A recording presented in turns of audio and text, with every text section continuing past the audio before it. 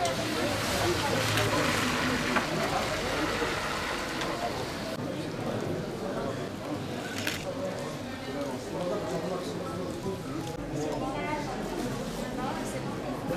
almadan geçmek lazım. Sinem çiçek al.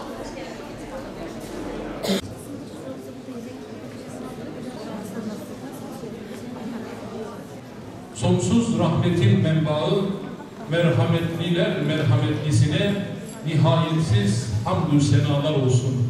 Yüce Allah'ın insanlığa gönderdiği son rahmet elçisi, en büyük peygamber, Allah'ın sevgilisi, peygamberimiz, Efendimiz, şefaatçimiz, müjdeleyici ve uyarıcı olarak gönderilen Hazreti Muhammed Mustafa sallallahu aleyhi ve sellemin dünyaya teşrifinin 1452. yıl dönümüyle camiler ve din görevlileri haftası münasebetiyle Peygamberimiz iman ve istikamet konulu konferansa hepiniz hoş geldiniz, şeref verdiniz. Bismillahirrahmanirrahim.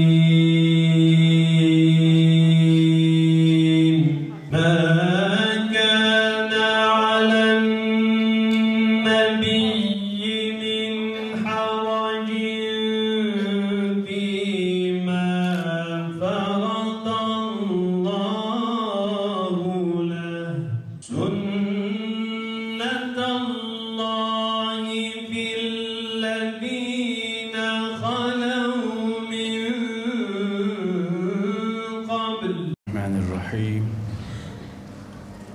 Elhamdülillahi Rabbil alemin. Vessalatu vesselamu ala Resulina Muhammedin ve ala alihi ve ashabihi ecmain. Kendisinden asırlar sonra geldiğimiz Allah Resulü Hazreti Muhammed Mustafa sallallahu aleyhi ve sellem Efendimizin Mevlid-i Nebisini, doğumunu andık, anmaya devam ediyoruz. Bu sene çok güzel bir tavafuk olsa gerek, Mevlid-i Nebi ile Camiler ve Din Görevlileri Haftası bir arada idrak ediliyor. Birbirinin mütemmim cüzü, Allah Resulü Hazreti Muhammed Aleyhisselam'ın getirdiği, ebediyen yolumuzu aydınlatan Hazreti Kur'an'ı nesillere öğreten,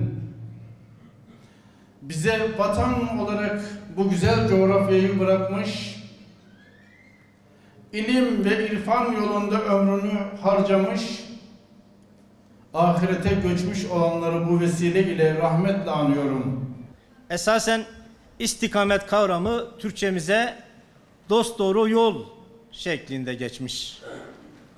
Yani eğri büğrü olmayan çizgi, adalet, itidal, doğruluk gibi anlamları olan bir kelime ve aynı zamanda aşırılıktan uzak, ifrat ve tefrite düşmeden Kur'an'dan ve sünnetten kaynaklanan ilkeleri, değerleri benimseyip özümsemek ve bunları hayata geçirmek ve bunda ısrarcı olmak, sebat kılmak anlamlarına gelir.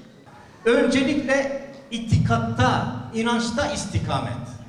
Çünkü itikadımız sağlam olmazsa, düzgün olmazsa diğer hayatımızda yaptığımız hiçbir şeyin anlamı olmaz. İnanç da öyledir. Yani dışarıdan bir sürü ideoloji gelip bize çatar. Batıdan gelir, doğudan gelir, başka yerlerden gelir. Fakat sağlam bir iman varsa, sağlam bir inancımız varsa, bu dışarıdan gelen pozitivizm olsun, determinizm olsun, başka ideolojiler olsun, bunlar karşısında sağlam durma imkanımız var.